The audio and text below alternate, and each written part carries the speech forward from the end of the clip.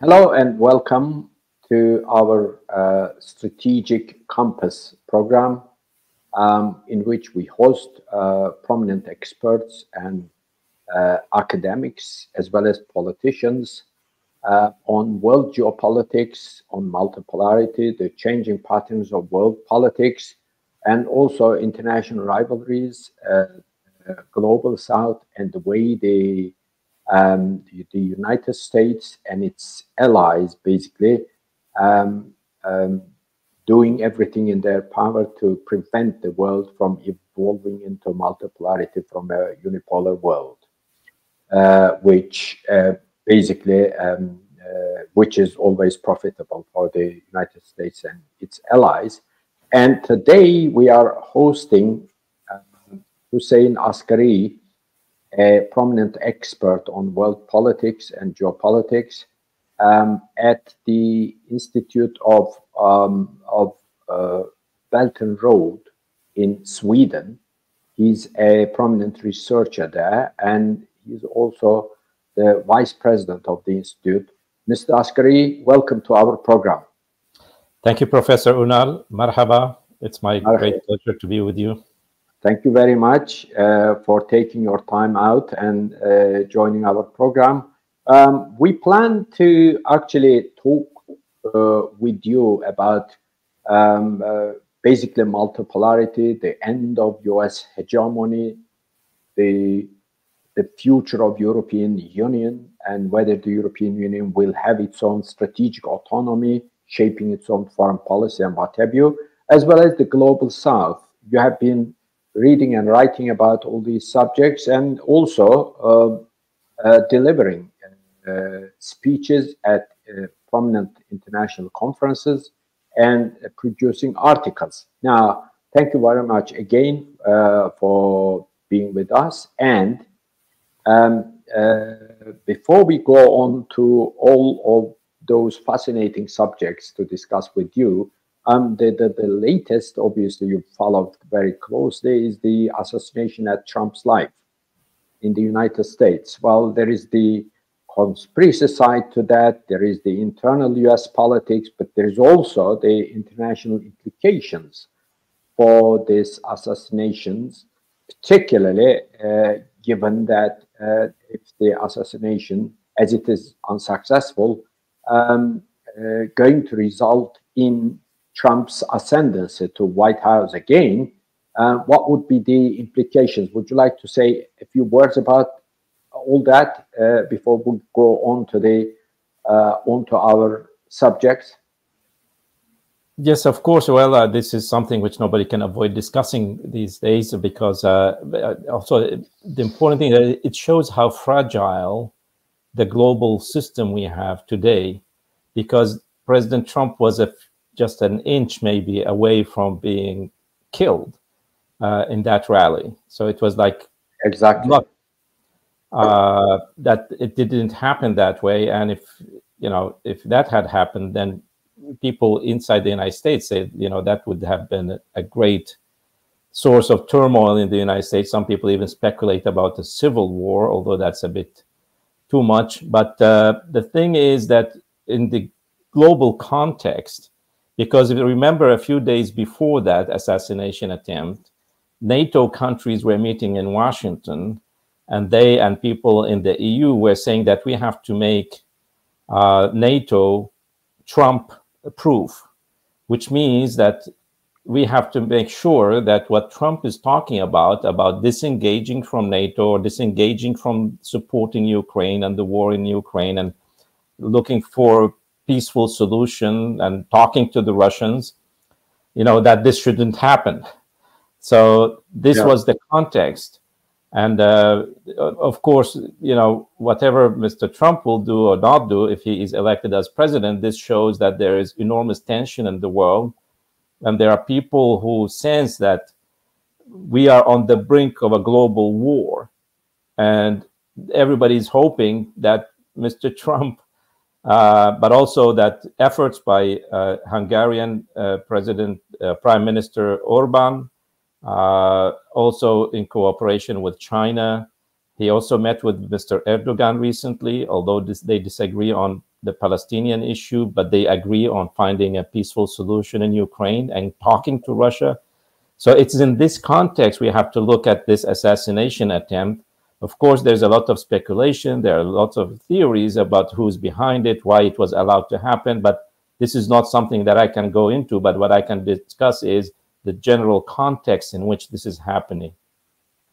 Okay, thank you very much. Well, shall we also have a quick look at the NATO summit conclusions and how basically, the final conclusions appear to me to be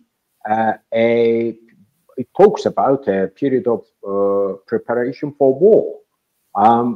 It's so hawkish. I have read it a few times, and I tried to make sure that I don't actually miss any important paraphrase or something, or try to also read between the lines, not to miss out an important part for diplomacy. I haven't found anything on diplomacy, no openings at all. Whereas in 1962, during the Cuban Missile Crisis, the minute the crisis broke out, the diplomacy basically began, and quite,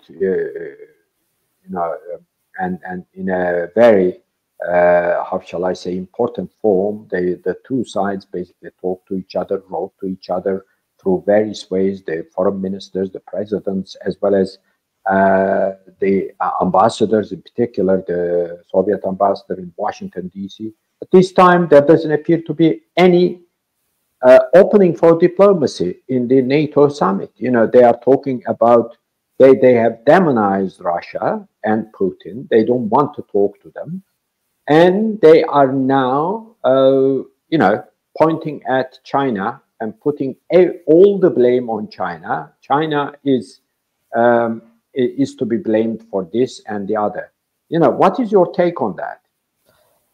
Well, I think this was Professor Ünal, I think it's good that you read this document yourself, and I share many of your concerns. It's quite dangerous in two aspects. First of all, it's, as you say, there is no space anymore left for diplomacy, for peaceful solutions, only military solutions, which everybody now realizes they don't work anymore, but they can just escalate the situation into a more global war. And in these types of situations, the nuclear weapons will be the decisive factor, not conventional weapons. Now, this kind of statement, is in military terms, they say it's a flight forward. Is that instead of taking a step back and thinking, what should we do in this situation? They say we should just rush against the machine gun. Like in Gallipoli, just send the soldiers against the machine guns. And that, of course, everybody knows how that ended, because there is leaving no space at all for any diplomacy. And of course, that China, it's the relation between the West and Russia is finished. There will never be any reconciliation or peace or dialogue or anything. And this is very dangerous because we are dividing the world. And although I don't believe these dramatic statements, but it shows the state of mind of the people at the leadership of NATO, that they are not really looking at reality. The other thing is, as you mentioned, Professor, is that engaging, pulling in China into this equation. Mm-hmm. And also everybody's talking about now the global NATO, which was, as you said, in the early days, was a defensive alliance with limited scope and area of function. Now it's have become a more offensive force in the world, and now it's stretching its might into the Asia-Pacific region and creating the conditions for a confrontation, a double confrontation, not only with Russia, but also with China. And every military expert has said, it's hopeless. You cannot do these things anymore. Using the conventional weapons, even aircraft carriers and all. These have become obsolete. They don't function anymore in modern warfare. But what it creates is a situation where there is no way back to a normal way of governance in the world, where we have international law, where we have diplomacy, where we have dialogue. These moves cut the way, make it impossible to have a dialogue between East and West and South and North and so on and so forth. But as I will discuss, the reality has changed. The world has changed. You cannot behave anymore this way. You could do it in 1991. You could do it even in 2001, but you cannot do it anymore. And this is where the danger is, that our leaders in NATO and also many countries in the EU are not connected to reality. They live in their own fantasy world of supremacy. Well, it seems, in addition to Russia and China, they have also demonized Iran, and they talk very harshly against Iran. And again, they don't make any openings for any diplomatic negotiations or whatever with Iran. But the trouble is, there is no mention of Israel and no mention of Gaza genocidal ethnic cleansing, basically. I thought, if there was a group of experts living in Mars, outer space in Mars, all of whom being expert on world, the Earth's politics, geopolitically, they would think, as they would conclude as they read the NATO summit declaration, that the only peaceful place across the world is probably where Israel is situated and just around Israel, because there is no mention of that area. How would you respond to that? Basically, there is no mention of that, although the declaration repeats and repeats and repeats the words like peace and security, threat to the peace of world, peace and security all the time. So there's a full-scale ethnic cleansing of a genocidal kind, and that is not any threat to world peace and security at all. No, shows what I said. Those leaders who made that declaration, where, as you say, they don't mention the most horrific crime which is being committed, the biggest threat to national and international security and peace in the world, the genocide in Gaza, is not even mentioned, shows you that those people are not connected to reality. They don't live in reality. They live in a fantasy world, but it's a very dangerous fantasy world. And therefore, they are scheming and designing things which actually will only lead to disaster, because on the ground, all these, what they are talking about, what they're doing, with all their weapons, whether it's to Ukraine, whether it's weapons to Israel to kill Palestinian innocent people, whether it's in Yemen against the Houthis, they are not only killing lots of people, but they are wasting enormous resources and wasting time, which the world needs to rebuild itself after the COVID, after the financial economic crisis, and at the same time escalating the situation for confrontation with the big nuclear powers of the world, Russia and China. Now, this is really, really dangerous. We have to be worried about the state of mind of the leaders of NATO, and the fact that they are not even talking about the genocide in Gaza and the ramifications for that a regional war could any moment break out, and that will develop into a global war. So that's really tragic, but also very dangerous. Well, let's move slowly on the emerging multipolarity, which has become a reality basically right now. But just before moving on that, I just wanted to remind our viewers that Brzezinski's nightmare is coming up because he warned in his famous book, Eurasian, what was it? Eurasian the Grand Chessboard. Yes, the Grand Chessboard. I was going to talk about it. Okay, because he talks quite extensively about a rapprochement between Russia and China and also Iran, not on ideological basis, but on the basis of hostility to US. And the US should basically should do everything in its power to make sure that that doesn't happen. Those three countries don't come together. But you know, the new leaders, the new leadership in the United States is doing everything in its power to bring those powers together, and they are even pushing a country like Turkey, which has been a reliable ally within NATO, over those countries. Okay, so I'll also talk about that. But you know, what is important here is basically the multipolar world order that is almost emerged, and you know, it is taking shape in every sense. Now, can we? Let me take your. Let me hear your views on the emerging multipolarity first, and then we'll build on it. Okay. Well, when we look at any situation as an analyst, the most important thing to look at is the context, the space context and the time context. Okay. What have we had in terms of the global regional space-time has been taking place, and through that we can see the background to what we see happening every day. So there is a cause which is beyond the everyday happenings, which we have to look at and analyze, and then we look at every specific happening in that context. And the real context for all of this is something which the late American economist and thinker Lyndon LaRouche, whom I worked with the Schiller Institute together, also with his wife and now leader of the Schiller Institute, Mrs. Helga Sepp-LaRouche.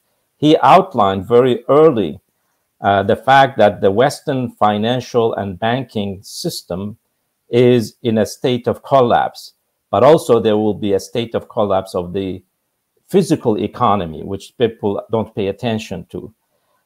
But I will come back to that. But the context today is that the power centers, the global economic power centers, have moved to the east with the rise of China, peaceful rise of China, but also the rise of its neighbors in Southeast Asia, India, and now many nations in Eurasia. The West, as I said, has been collapsing economically, financially, socially, by its own hands, not by some outside force.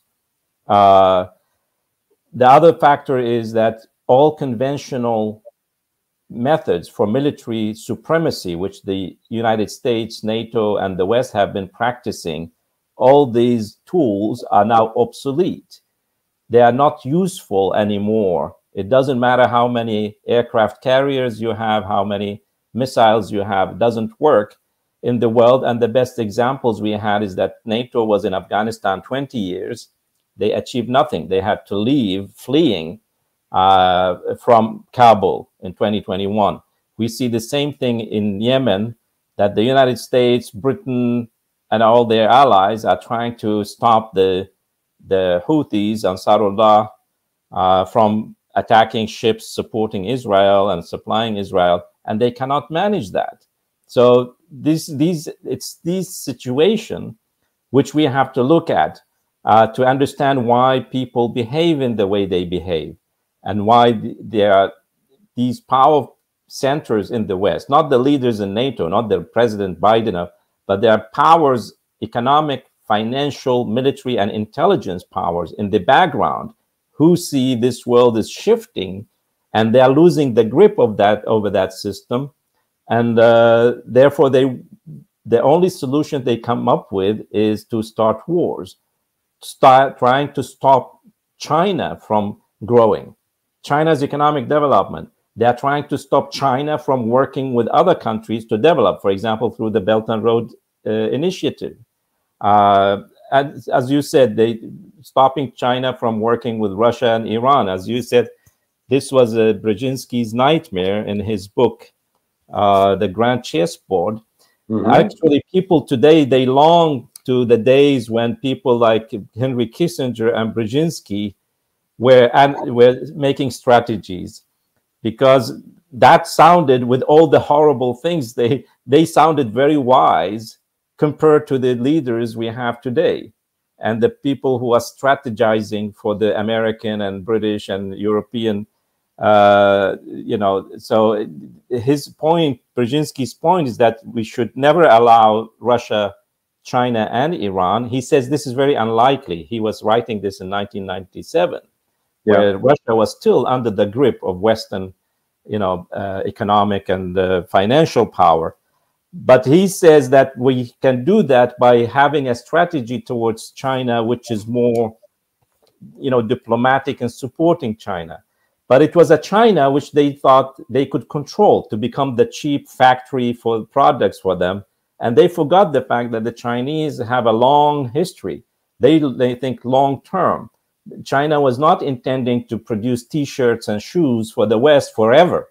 The Chinese have an idea of their economic development to become a great nation, advanced in technology, science, even culture, and in every aspect, which is happening now. And this is shocking many people in the West. And therefore now they say it's too late to stop China. It's too late to stop this Eurasian development. The only solutions they have are military solutions. But these, as I said, these conventional military solutions don't work. The only thing left is the use of nuclear weapons, or the threat of use of nuclear weapons, which they believe or they think could help them. So this is the situation this is the context. And if we go back to what I said earlier about the collapse of the financial economic system in the West, if you show the first slide, the diagram which Mr. Lyndon LaRouche presented in 1995 when I joined the Schiller Institute, you can see in this diagram there are three trajectories.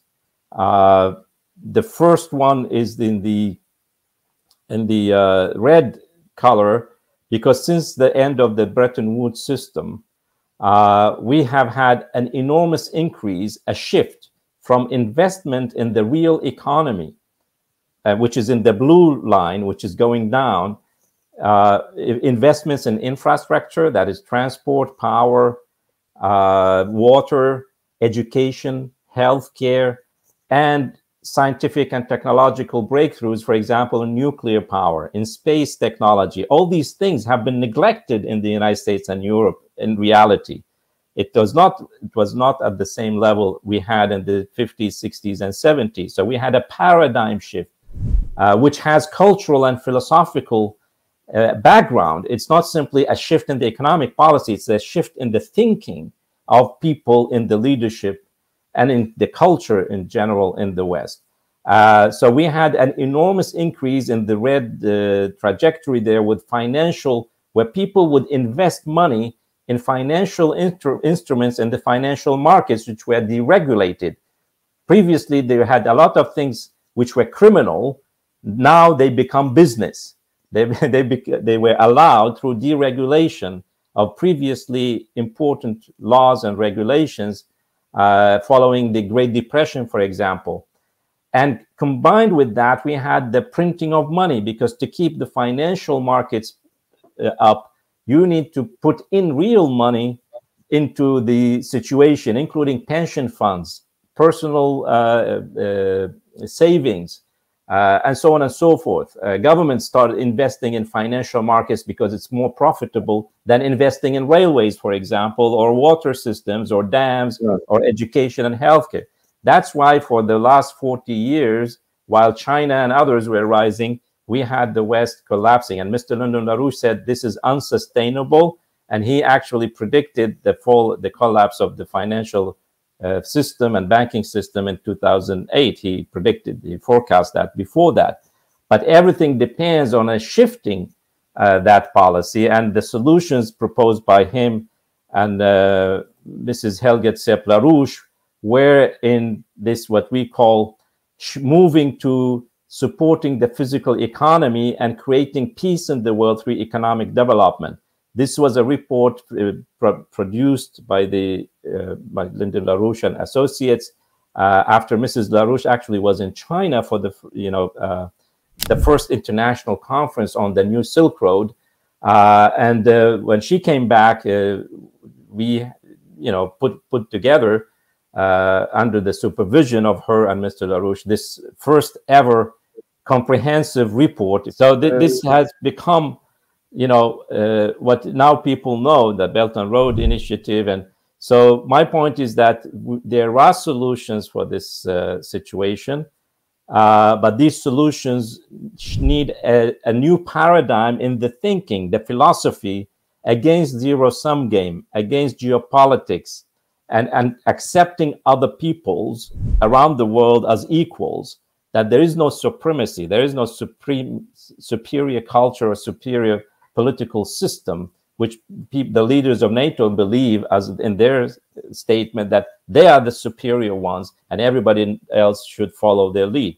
There is no such a thing. And equality among nations, and Mrs. Helga Zepp-LaRouche actually presented a 10-point program, a solution for the current dangerous situation.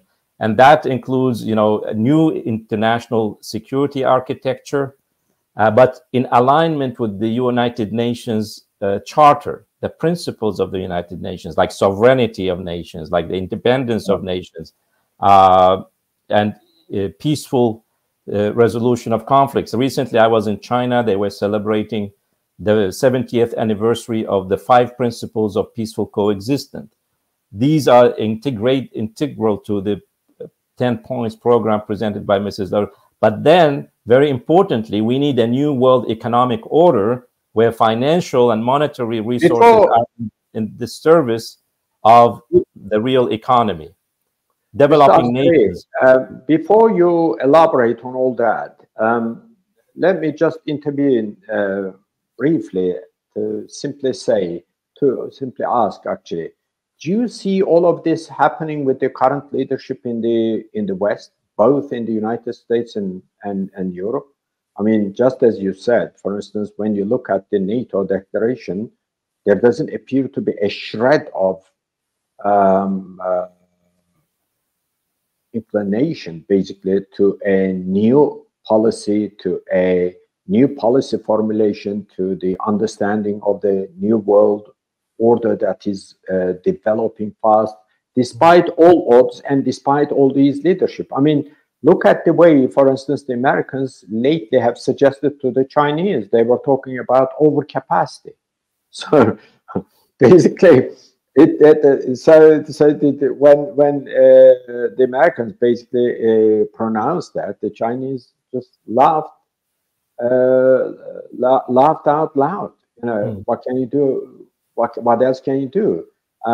Well, you have overcapacity. You are producing a bit too much. What do we do? I mean, do you see any trend, any trend better in the way of diplomacy, in the way of peace and security, in the way of understanding the new world that is developing, but also the dangers to which they are actually dragging the whole world, particularly the West? Yeah. Do you see that happening?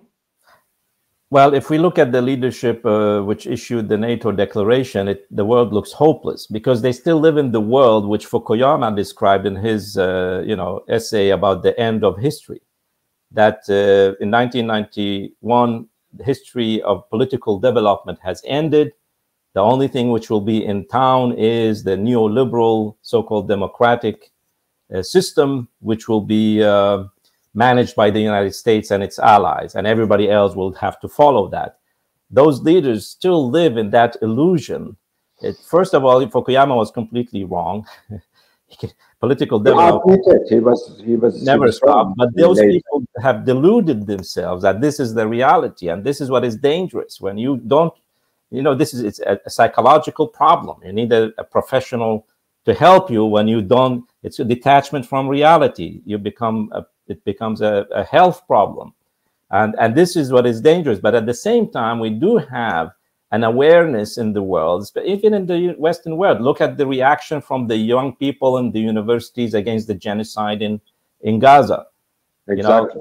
We have political leaders in Europe and even in the United States, although they have many misgivings. They have, on the one side, they want to stop the war with Ukraine, like Trump and his people. On the other side, they want to start a war with China. They think China is the problem, not Russia. But anyway, what we need to get away from is this mentality, which is based on the idea of zero-sum game, that if somebody becomes powerful, the others will become weak. If somebody becomes rich, the others have to become poor. And this is actually a British Empire idea, which goes back to the Malthusian idea, Thomas Malthus, which is basically that natural resources are limited and there isn't enough for everybody. And especially if the world population grows, people will be fighting over natural resources. And this is the underlying philosophy, which is very dangerous. And therefore they say if China rises, and if Eurasia rises, if Africa becomes rich, then what will happen to us? Where shall we get the resources we need for our own development and well-being?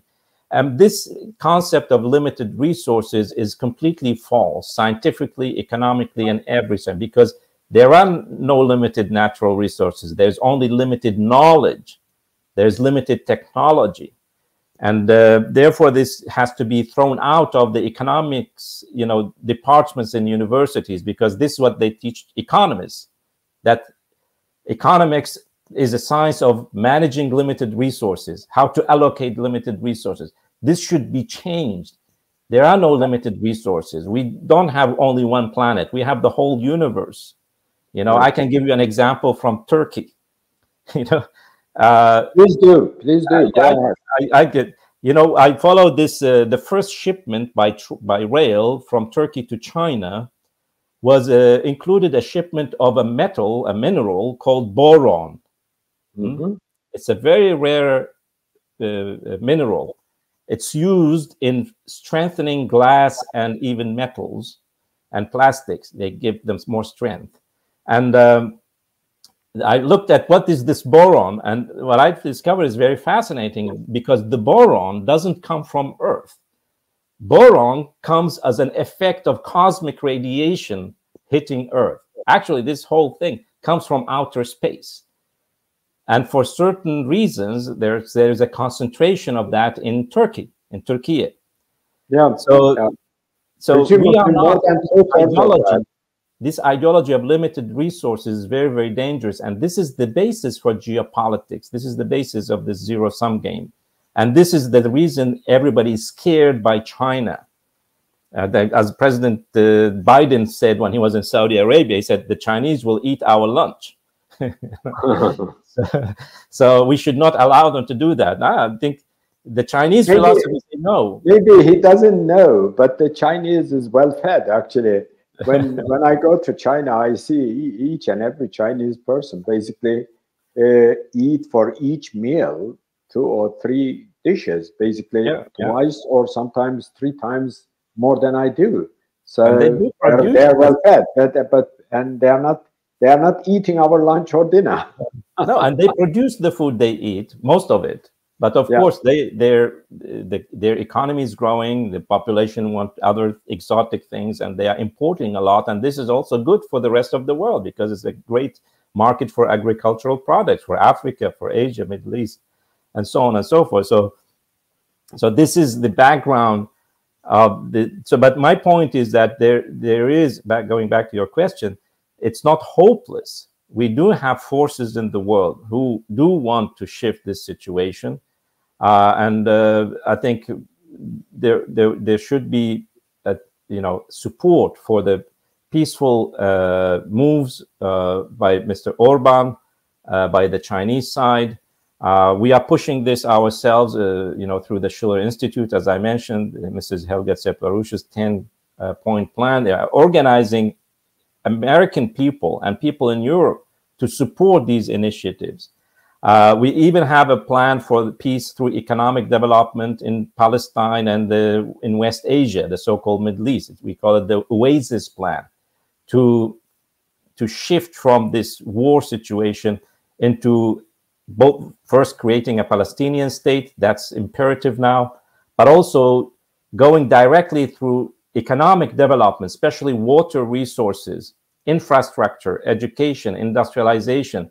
This is the way peace can be consolidated. One of the reasons the Oslo Agreement collapses, nobody cared about the living conditions of the Palestinians, of the Lebanese, of Syrians, of Jordanians. Everybody was talking about, how to get some political agreement, and everybody now realizes that the Israelis were buying time to build more settlements and expand on the expense of the Palestinian people.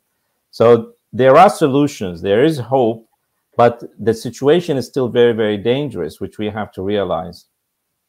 Well, in terms of the situation being quite dangerous, actually, given the current leadership in the United States and across Europe, isn't there some hope that, for instance, Trump's advent to power, to the White House, and also the current leaders of Europe who have signed up to the NATO declaration are actually losing out in the elections?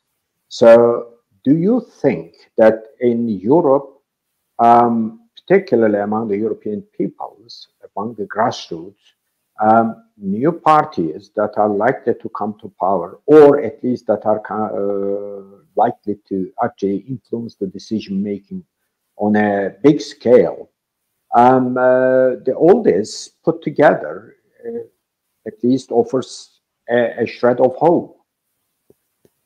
Yes, you see with all the elections we saw in Europe, that people, we might disagree with the people elected, but it's an expression of the frustration of the people. Exactly. It's not that those people, these leaders who were elected, have solutions, real solutions, but the people are angry. They don't see a way out. They don't believe in the current establishment, the current leadership, who are dragging them into not only war, but economic, social, and cultural degeneration. And that's why people are voting for these, the right-wing, conservative, and so on. But that's in itself is not a solution. What is needed is an awareness of the background, why we ended up in this situation.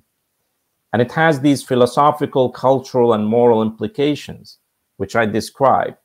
And if the people in Europe, in the United States, realize that we can actually have a better world where both them and the rest of the world will have a better life through peaceful coexistence, but most importantly, through economic development, building a new world just economic order where there are no superior powers, there's no supremacy, there are no elites, they're like lecturing the African nations how to live and how to behave and how to manage their economies. Everybody in the world now knows how you can actually move from poverty to prosperity. The Chinese gave a great example. Many other nations are moving in the same direction. Nations of Southeast Asia. I mean, the problem is that we don't have enough information. Nobody talks about it. If you look at countries like Vietnam, Cambodia, Malaysia, Indonesia, these nations are growing, like incredibly. And particularly Vietnam, isn't it? Yes, and people don't hear about Vietnam. Nobody cares about what's going on there. But these are important. The clock stopped at the end of Vietnam War. Yeah. It ends there. That's all. And there are nations even in Africa, like Ethiopia, who are developing. Egypt is developing despite all the talk about the financial and currency problems. But Egypt is moving to become, that's why Egypt and Ethiopia were included in the BRICS Plus with Saudi Arabia, United Arab Emirates, of course, and Iran. I mean, Turkey is a perfect candidate for this. I mean, people don't know about all the developments that have taken place in Turkey. I visited Turkey a couple of times. The infrastructure is amazing. You have enormous industrial capacity. This is not talked about. In Europe, they say Turkey is a tourist place. Tourism, that's all. But nobody looks at the enormous development of the infrastructure, the industrial capacity. Where is the education going? What is the education level of the people in Turkey? And so on and so forth. So these are not known in the world. The world has changed. Nations are changing. The conditions while the European chatterboxes basically are chattering away about nonsensical issues among themselves, basically in a self-congratulatory manner. The rest of the world is basically developing and moving away from the Western centers, as you say. Shall we also move on to the BRICS and the Shanghai Cooperation Organization? Basically, you have already touched upon them through prospective Turkish admission to those international organizations, because Turkey seems to be quite, it is certainly taking a live interest in both organizations, particularly BRICS and then Shanghai, although it is a member of NATO. And my hunches tell me that it will remain in NATO, but at the same time, through a multidimensional foreign policy, it will join BRICS and Shanghai Cooperation Organization, which is quite in line with the new spirit in the world. That's exactly what is happening now. And as you mentioned, Turkey is in a double situation because of its attachment to NATO, but also it's a bridge among East and West and NATO. I mean, it has very good dialogue with Russia, while at the same time, it's a member of NATO, because the leadership in Turkey, they realize they cannot be, as rigid and stubborn as the rest of NATO, because they live in a different situation. And Turkey is correct in aspiring to join the Shanghai Cooperation Organization and the BRICS. It's like the BRICS is, as some Chinese say, it's not anti-Western, it's non-Western. Mm-hmm. It's something of its own. It was not created to encounter the West. It was created to set a new model for developing nations to grow, prosper, and cooperate together and grow together. Especially, with all the tension we have in the West and all the problems created by military interventions by NATO and the West, the United States after 9/11, 2001, the war in Afghanistan, the invasion of Iraq, the wars in Syria, Libya, and all these things. These nations are saying, look, we have to have our own dynamics and mechanism, which is focused on peaceful economic development and cooperation. And therefore, we need to set up also financial mechanisms, because as the world saw in 2008, the Western-dominated financial and banking system doesn't work. It's a big casino. It's a big gambling casino. And therefore, they have to devise, for the sake of their peoples and their nations and the future of their people, new mechanisms of financial and monetary cooperation. And this is what is going on. And at the same time, the Shanghai Cooperation Organization, of course, was a security cooperation organization, because we had all these wars and destabilization, terrorism, separatism, and so on, hitting many nations. China was hit by it, Russia, the Central Asian republics, Turkey, this whole region, this whole Eurasian region, and North Africa, were all hit by a wave of terrorism, separatism, and extremism. And this is, but what has evolved is that the Shanghai Cooperation Organization has evolved into an economic cooperation organization, and it's attracting more and more powers. But also what is special, and this is the nightmare of Brzezinski, Kissinger, Halford Mackinder, and all these geopolitical, following the British school, is that with the withdrawal of the NATO forces and the US from Afghanistan, you ended 200 years of manipulations of games, the great game. ended there. And therefore, you have from China all the way to the Mediterranean, one huge landmass where the influence of the United States, the British, and NATO is diminishing. And nations in Central Asia who were hoping previously to, because of their tension with Russia or whatever, to get economic dividends from working with the West, they never got these things. And therefore they say, oh, we have to respect geography because we have Russia to the north and we have China here and we have India and the Arab world. So what is more natural for us to work with? Of course, it's within this Eurasian space. It's a reality, it's a geographical reality. You cannot move Kazakhstan away from where it is, or Uzbekistan. And Turkey is also realizing that. I know that Turkish investments in Central Asia are enormous. Even in Afghanistan, Turkey is playing an interesting role, but the Chinese are very interested in Afghanistan, stabilizing Afghanistan, rebuilding the country. We actually in the Schiller Institute already have some work on the reconstruction plans for Afghanistan. I can go through it some other time maybe. Yeah. But this is what is evolving. And then on the other hand, you have the BRICS nations. Since the 2014 Fortaleza declaration in Brazil, in 2014, there was a very important summit where the new mechanisms for financial and monetary cooperation were established. The new development bank, ironically, the president of Brazil at the time, Mrs. Dilma Rousseff, is now the chairman or the director of the new development bank of the BRICS. I met her personally in Beijing. I gave her a gift, my book. I have a picture I can share with you there. But that development marked a new shift in the economic power in the world, where it is moving.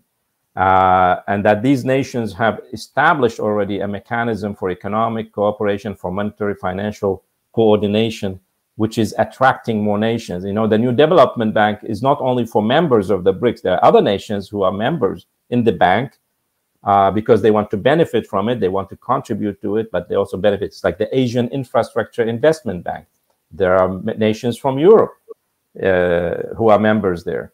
And Turkey got a very good advantage of being a member of the Asian Infrastructure Investment Bank. You have some metro lines and some power projects being built with loans from the Asian Infrastructure Investment Bank. So this is a new dynamic, a new mechanism of economic development financing, especially financing infrastructure. And this is why it is attractive.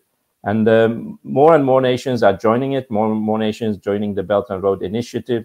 And Turkey, it would be wise for Turkey to be a member in these, although it has this interesting situation as member of NATO. But we all know that Turkey, for many, many years, was hoping to join the European Union, but it has been rejected because the European Union ideology does not accept nations like Turkey. It's unfortunate, you know.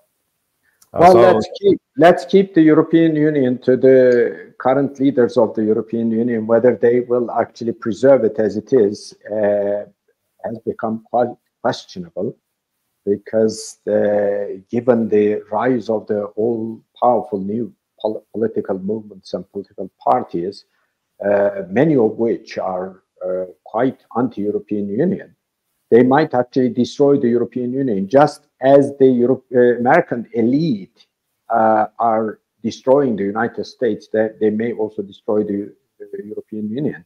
So, but what it is Turkey is going to be quite centrally one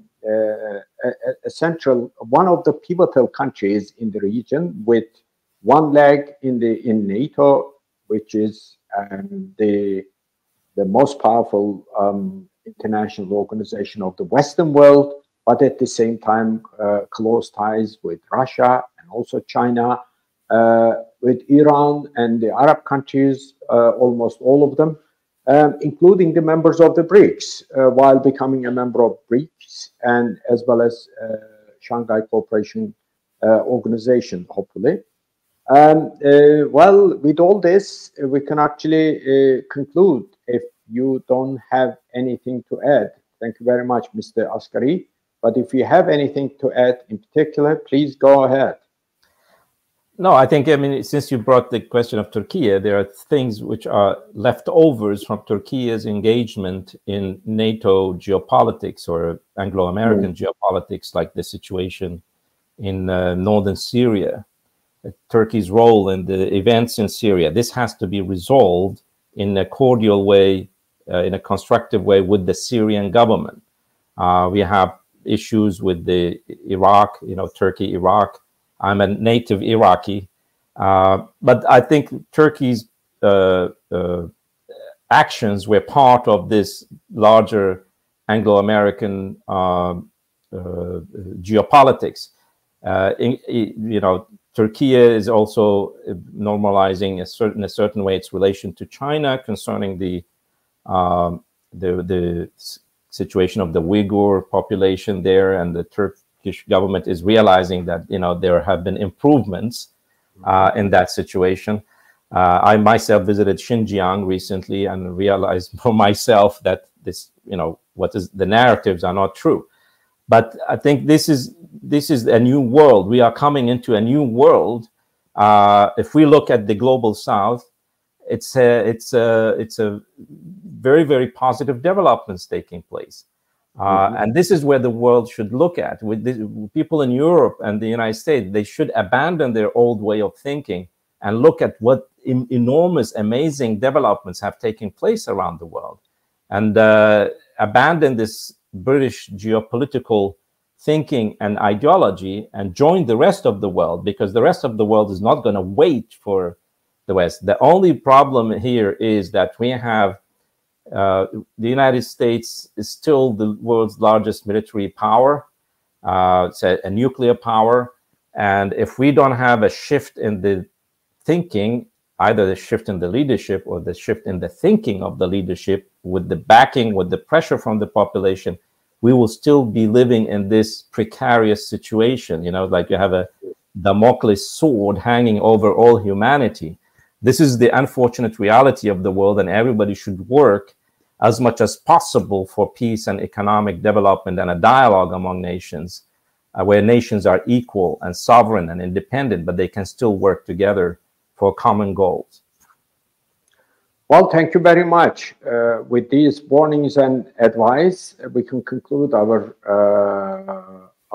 talk today on world geopolitics. Thank you very much for joining us,